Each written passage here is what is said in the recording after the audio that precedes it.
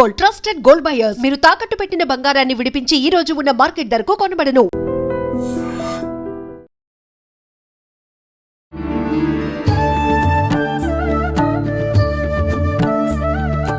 నమస్కారం, welcome to I dream. ధర్మ మార్గం విత్ విజిత కార్యక్రమానికి స్వాగతం. ప్రస్తుతం మనతో పాటు ఉన్నారు సౌర పీఠాధిపతులు, హిమాలయ యోగి, సద్గురు శ్రీ శ్రీ శ్రీ ప్రభాకర్ గురూజీ గారు. ఇప్పుడు వారితో మాట్లాడి మరిన్ని విషయాలు తెలుసుకుందాం. నమస్కారం గురూజీ. ఓం ఓం శ్రీకశ్యపాత్మజంభానుం సహస్రకిరణోజ్వలం సర్వరోగహరం మిత్రం సూర్యదేవం ఉపాస్మహే. ఓం శ్రీ గురుభ్యో నమః. చెప్పండి. ఈ మధ్య కాలంలో మీరు వేరొక ప్లాట్ఫామ్లో చెప్పిన ఒక ఇంటర్వ్యూలో చూస్తే 25-27 మధ్యలోనే చాలా రకాల ఇబ్బందులు రాబోతున్నాయి, యుద్ధ పరిణామం అనేది ఎక్కువగా కనిపిస్తోంది, దానివల్ల ఒక 70-80% ప్రమాద హెచ్చరిక ఉంది అని చెప్పడం జరిగింది. అసలు ఏంటి ఇదంతా? నిజంగా ఇదంతా వాస్తవమా? ఏకాకి యతచిత్తాత్మ నిరాశీర్ అపరిగ్రహ. ఎవరికున్నది? సత్యాన్వేషణ చేసే ఏ సైంటిస్ట్కి ఉన్నది? అందుకు సైంటిస్ట్కి ఎప్పుడు సత్యం గోచరించదు. వాడు అదే సెయింటిస్ట్గా మారితే, సెయింట్ అంటే ఇలా ఉంటారు, దాన్ని మేము ఆచరించడానికి ప్రయత్నం చేస్తున్నాం. నా జీవితం తెలిసే ఉండొచ్చు, నేను ఇప్పటికీ కూడా ఎప్పుడూ కూడా ఏది అవసరానికి మించి పెట్టుకోలేదు. ఉన్నవన్నీ వదులుకుంటూ వస్తున్నాను. నేను గతంలో చెప్పాను, 2 కార్లు ఉండేవి, 1 కారు చేసుకున్నాం. 1 కారు ఉన్నది, ఆ కారు కూడా తీసా. ఇప్పుడు కాళ్ళు మాత్రమే ఉంచుకుంటున్నాను మ్యాక్సిమం. మరి ఫ్లైట్లో తిరుగుతున్నారు కదా అని అనొచ్చు, నాకు సంబంధం లేదు. నువ్వు ఇంటర్వ్యూ తీసుకున్నావు, నువ్వు తెచ్చుకుంటావు. ఇప్పుడు నువ్వు కారు నువ్వు పంపించుకున్నావు, లేకపోతే నేను ఇంటర్వ్యూ నాకు అవసరం లేదు. ఎందుకంటే నేను ఏది కావాలని కోరుకుంటున్నా. It was happening thing. It's okay, నేను ఆపను కూడా. ఇప్పుడు నువ్వు ఇంటర్వ్యూ అడిగితే నేను ఆపలేదు, అవునన్ను కాదన్ను. రాలేదనుకో, జరగదు. నువ్వు కారు పంపించావు, వచ్చావు, లేక మొన్న నువ్వు వచ్చావు, కాబట్టి జరుగుతుంది. It was happening thing. Just I'm a witness. మరి ఇప్పుడు వస్తువులకైతే ఇంత సింపుల్ గా చెప్పారు, 2 ఉన్నాయి, ఒకటికి వచ్చింది, ఒకటి కూడా. ఆస్తులు కూడా, విషయం, ఆస్తులు ఓకే, మనుషులు కూడా. మీకు ఫ్యామిలీ ఉంది, వాళ్ళని పక్కన పెట్టారా? పక్కన పెట్టము. నువ్వు సాక్షిగా ఉండు, అన్నిటిని వదిలేసి వెళ్ళిపోమంటలేదు నీకు. అదే చెప్తున్నా. అపరిగ్రహం అంటే ఏది ఎంతవరకు ఉంచుకోవాలో అంతవరకు ఉంచుకుంటే అన్ని వదలడం సన్యాసం. ఓకే. దాన్ని వైరాగ్యానికి కూడా అర్థం ఉంది. వైరాగ్యం, వివేక వైరాగ్యములు అంటారు. వివేకం అంటే how analyse your self, make it అంటే అనలిటిక్స్ అనమాట. అంటే నువ్వు దాన్ని ఏది అవసరం ఏది అనవసరం, మనకు అన్నీ అవసరం అనిపిస్తాయి, మనకు అవసరం అనిపించకూడదు. శాస్త్రపరంగా అంటే ఆగమ శాస్త్రాలను అనుసరిస్తూ దాంట్లో ఎలా వెళితే మనం ఆ యోగి యొక్క సెయింట్ స్థితిని అందుకుంటామో అది ఆగమాల్లో ఉంటుంది. ఓకే. ఆగమాలు శాస్త్రవిహితమైనటువంటి కర్మాచరణ చేస్తూ భార్య ఉన్నది, అది ధర్మపత్నియా, భార్య, పెళ్ళమా? డిఫరెన్స్ ఏంటి? అంతా ఒకటే కదా. అది ఆల్రెడీ చెప్పేసాము, అందరూ వినేసారు చాలామంది. పెళ్ళం, భార్య, పత్ని, ధర్మపత్ని, ఎవరు. అలాగే మొగుడు, పత్ని, పతి, సహధర్మచారిణి అని చెప్పాను. దాంట్లో ఈ 4 రకాలు ఎలా ఉంటారో వాళ్ళు ఎవరు అనేది చెప్పాను. మగవాళ్ళకి చెప్పరా అన్నారు, మగవాళ్ళకి కూడా చెప్పాను ఎలా ఉండాలి అనేది. ఇవన్నీ ఎవరు చెప్తారంటే మనకి, ఇప్పుడు నువ్వు అడిగిన ప్రశ్న ఏంటి? నా భార్య గురించి అడిగావు. నా భార్య నేను ఎలా సాధన చేస్తున్నానో మొదటి నుంచి తను కూడా నా సహధర్మచారిని అయిన తర్వాత తను కూడా గుహల్లోనూ సాధన చేసింది, నా వెంట ఉన్నది, హిమాలయాల్లో ఉన్నది, తను కూడా అలాంటిదే వచ్చింది నాకు. కాబట్టి ఆ సహధర్మచారిని మ్యాచ్ అయింది. ఎలా మ్యాచ్ అయిందంటే, దీని వెనక పూర్వజన్మ సుకృతం అంటాం మనం. అది ఉందో లేదో తర్వాత సంగతి, కానీ నా విషయంలో ఉంది. నా భార్య, అందరూ కూడా అదే సెటప్లో వస్తారు. మీకు కూడా నీ యొక్క కర్మ ఏదైతే ఉందో ఆ కర్మ లింక్ అవుతుంది అనమాట. నీ చుట్టూన్న రుణానుబంధ రూపేణ పశు పత్ని సుత ఆలయం అంటారు. నీ ఇల్లు, నీ కారు, నీ కర్మను బట్టే నీ చుట్టూన్న జనం వస్తుంటారు. కాబట్టి నాకు అనుకూలంగా కుదిరింది కాబట్టి నేను ఈ టీవీలో మీరు పిలుస్తున్నారు, నేను చెబుతున్నాను విషయాన్ని. అర్థమవుతుందా? అంటే సహధర్మచారిణి. తన హిమాలయాల్లో నాకు సహకారం, నేను హిమాలయాల్లో ఎలా తిరుగుతానో తన ఆ విధంగా నన్ను సహకరిస్తూ వచ్చింది. ఇప్పుడు నేను లేనప్పుడు ఆశ్రమాన్ని అక్కడ నిర్వర్తించడంలో కూడా తన పాత్ర, ప్రతి చిన్న విషయం చక్కగా చేసుకుంది. ఓకే. అలంకారం దగ్గర నుంచి ఆవిడ భక్తి మార్గంలో ఉంది, నేను జ్ఞాన మార్గంలో ఉన్నాను. ఆవిడ భక్తి నా జ్ఞానము ఎక్కడ క్లాష్ కాదు. నేను తనకు సహకరిస్తాను. దేవతలు నువ్వు చూస్తే నా ఛానల్లో చూస్తే ఆవిడది అలంకృత ఉంటుంది, ఎలా అలంకారం చేస్తుంది దేవుళ్ళకి. ఎంత అసలు అంత ఓపిక ఎక్కడి నుంచి వస్తుందో నాకే అయితే ఆశ్చర్యం వస్తుంది. ఆ అలంకారం చేస్తూ దేవుళ్ళని అలంకరించుకుంటూ దేవుళ్ళని చూసుకుంటూ మురిసిపోవడంలో తాను ధ్యానం చేస్తుంది. నేనేమో నా సాధన అంతటిని కూడా హిమాలయాలో చేస్తూ.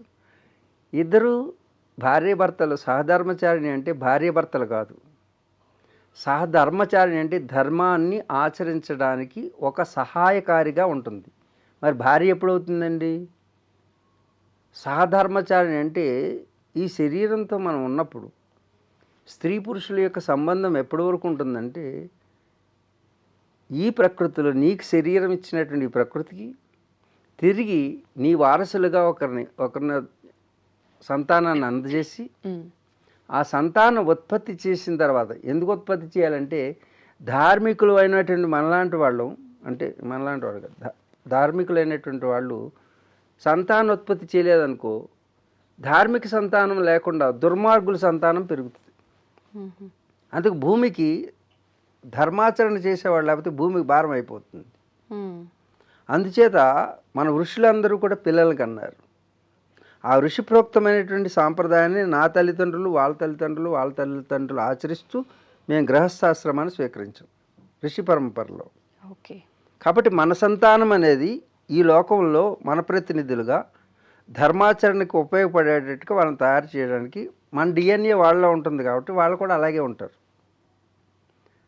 అందుకు భార్య రేపు రాబోయే తరాన్ని అందించేటటువంటి ఒక ధర్మాన్ని నిలబెట్టడానికి సంతానాన్ని అందించేటటువంటి ఒక ప్రక్రియకి, ఆ ధర్మానికి ఆచరించడానికి వచ్చింది సహధర్మచారిణి. ఎప్పుడైతే పిల్లలు పుట్టారో, ఆ పిల్లలు పుట్టిన తర్వాత ఏమవుతాం మనం? తల్లిదండ్రులు అవుతాం. తల్లిదండ్రుల పాత్రలోకి వెళ్ళిపోవాలి. కానీ ఏం చేస్తున్నారు? చివరి వరకు భార్య భర్తలుగా ఉంటున్నారు. 60 సంవత్సరాలు వచ్చినా 70 సంవత్సరాలు వచ్చినా. ఇందుకోసం కాదు. శరీరం భోగ వస్తువు కాదు, యోగ వస్తువు. స్త్రీ భోగ వస్తువు కాదు, యోగ వస్తువు. సహధర్మచారిణి, ధర్మాన్ని ప్రతిష్ఠింప చేయడానికి వచ్చినటువంటి ఒక పాత్ర.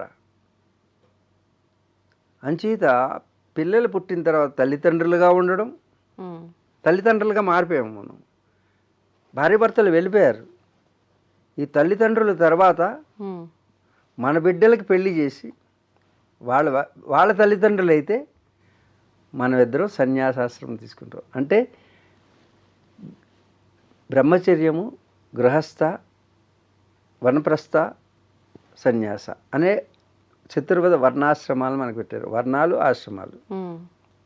మనకి బ్రాహ్మణ, క్షత్రియ, వైశ్య, శూద్రుల వర్ణాలు, అలాగే ఆశ్రమాలు, బ్రహ్మచర్యం, గారహస్థం అంటే గృహస్థ, వనప్రస్థం, వానప్రస్థం, అలాగే సన్యాసం. ఇప్పుడు పిల్లలకి అన్న తర్వాత మనం ఏమవ్వాలి? తల్లిదండ్రులు, వాళ్ళ తల్లిదండ్రులు అయితే మన తల్లిదండ్రుల పాత్ర పోయింది. ఇక చూడు పరిణామ దశ ఇంక లేదు. మీరు తల్లిదండ్రులు కాదు ఇక వాళ్ళకి. మీరు వనాలకు వెళ్ళాలి. అంటే ఇప్పుడు వనాలు ఎక్కడ వెళ్ళి అందరు టెర్రరిస్టులు వెళ్ళుంటారు. కానీ వనం అంటే భగవంతుడి తత్వంలోకి వెళ్ళడం అని కూడా వస్తుంది. ఆధ్యాత్మికంగా వెళ్ళిపోవాలి. ఇంకా అక్కడ శారీరక సంబంధాలు కానీ ఇవి లేవు. ఇద్దరు కలిసి ఒకరికొకరు ఆధ్యాత్మిక జీవనాన్ని గడపడం. ఇప్పుడు ఏం చేస్తున్నారు? అత్తగారి పౌరుషంలో కోడల మీద అధికారం చెలాయించడానికి చూస్తున్నారు. అప్పుడేమవుతుంది? ఈ అత్తగారు ఎప్పుడు పోతుందా అని కోడలు అనుకుంటుంది. దీన్ని ఆ రోజు మీ అమ్మ ఎలా చేస్తుందో అలా చేస్తుందని పితీరులు చెప్పి అమ్మాయి కంప్లైంట్ చెప్పి ఓల్డ్ ఏజ్ హోమ్లో పడేస్తున్నారు కొడుకు చేత. అందుగురించి వాళ్ళ చేత అలా పడాయించుకోకుండా మీరు మీ మర్యాదగా మీ అంతటా మీరే. వాళ్ళకి అప్పచెప్పి, ఉమ్, వాళ్ళు కూడా తల్లిదండ్రులు అయ్యారు కదా, బాధ్యతలు వాళ్ళకి అప్పచెప్పి మీరు ప్రస్థానం సాగిస్తే బాగుంటుంది, లేకపోతే చేత్కరించుకోబడతారు అదే కోడలు అదే కొడుకు చేత. మరి ఇది ధర్మమేనండి? తల్లిదండ్రులు చూడొద్దా? మీరు చూసే అంతవరకు ఉండకండి. మీరు ఆధ్యాత్మిక మార్గంలోకి ప్రవేశించడం అనేది మన యొక్క భారతీయ సనాతన సంప్రదాయం.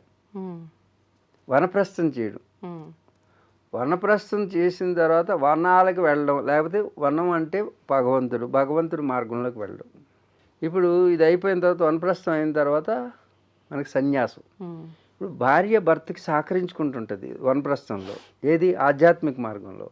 కానీ సన్యాసం వచ్చిన తర్వాత వేరువేరుగానే ఉంటారు. ఉమ్, మొదట వేరువేరుగా ఉన్నవాళ్ళు చివరి కూడా వేరువేరుగా ఉండి వాళ్ళు స్వతంత్రులుగా ఉంటారు. ఉమ్. మొట్టమొదటి స్వతంత్రులు వాళ్ళిద్దరు భార్యాభర్తలు కాకముందు. అవును, బ్రహ్మచారిగా చూడు ఎంత ఎంత అంటే ఎవల్యూషన్ అనేది ఎంత చక్కగా నిర్మించారు భారతీయ మన యొక్క ధర్మంలో. ఉమ్, ఈ ధర్మం తప్పడం వలన ఈ ఓల్డ్ ఏజ్ హోమ్లు పుట్టుకొస్తున్నాయి. కోడలికి అత్తగారు చంపేయడం, అత్తగారిని కోడలు చంపేయడం, దిండి పెట్టి నొక్కేస్తున్నారు. పాపం ఆవిడ చెప్పుకోలేదు. ఆ, ఇవన్నీ ఎందుకు జరుగుతున్నాయంటే ధర్మాచరణ మనం ముందు తరం వాళ్ళు చేసుకుంటూ వెళ్తుంటే వెనక తరం వాళ్ళు చేసుకుంటూ వస్తారు. ఉమ్, అందుకే ధర్మానికి నష్టం కలిగినప్పుడు ఈ విపరీతమైనటువంటి విపత్తులు వస్తాయి. ఉమ్. అసలు విషయం యుద్ధం దగ్గర మొదలుపెట్టావు. అవును, ఇప్పుడు ఏదో ప్రశ్న అడుగుతాను. అదే అంటే భార్యాభర్తలు అన్నారు కదా, ఇప్పుడు ఏ వ్యవస్థలో ఉన్నప్పుడు ఆ వ్యవస్థను కరెక్ట్గా నిర్వర్తించాలి కదా. భార్యాభర్తలుగా ఉన్నప్పుడు రకరకాల గొడవలు, కొట్లాటలు, కీచులాటలు అవి ముదిరి ఎంతో దూరం వెళ్ళేవి అవన్నీ చూస్తున్నాం ఈ మధ్య. ఎందుకు అలా జరుగుతుందంటారు? ఎందుకు అనేది విద్యా విధానంలో లోపం. ఉమ్, విద్య అంటే సత్యాన్వేషణకు సంబంధించిన విద్య లేదు. ఉమ్, బానిస అంటే ఉద్యోగం చేయడానికి సంబంధించిన చదువు కొంటున్నాం. ఉమ్, ఉమ్. ఉద్యోగం అంటే ఏంటి? మన సర్వీస్. బ్రతుకు తెరుగు. సర్వీస్ అంటే ఏంటి? ఉమ్, బానిస. నువ్వు ఉన్నావు, ఉమ్, ఎవరో ఓనర్ చెప్పితే వినాలి, మరి ఏం చేస్తాం? ఉమ్, జాబు జేబు కోసం చేస్తున్నాం మనం. దేనికోసం చేస్తున్నాం? చేబు. ఆ, చదువు బ్రతుకునిస్తుంది, ఉమ్, విద్య జీవితాన్ని ఇస్తుంది. ఉమ్, ఇప్పుడు ఎవరు జీవించట్లేదు, కేవలం బ్రతుకు కోసమే ఉమ్. ఏదో బ్రతుకుతున్నాం. అందరికి అసంతృప్తి, అవును. ఎందుకంటే బ్రతికేస్తున్నాం అంతే, జీవించట్లేదు ఎవరు. జీవించాలంటే విద్య తెలియాలి. ఉమ్, ఆ విద్య తెలిస్తే సత్యం తెలుస్తుంది. భార్య అంటే ఎవరు, ఓకే. ధర్మపత్నిని ఎలా చూసుకోవాలి, ఒక స్త్రీని ఎలా చూసుకోవాలి, సమాజాన్ని ఎలా చూసుకోవాలి, ఒక గోవుని ఎలా చూసుకోవాలి, చీమను ఎలా చూసుకోవాలి, దోమను ఎలా చూసుకోవాలి, చెట్టుని పుట్టని గుట్టని ప్రతి దాన్ని కూడా తనతో సమానంగా చూసుకుంటాడు. తన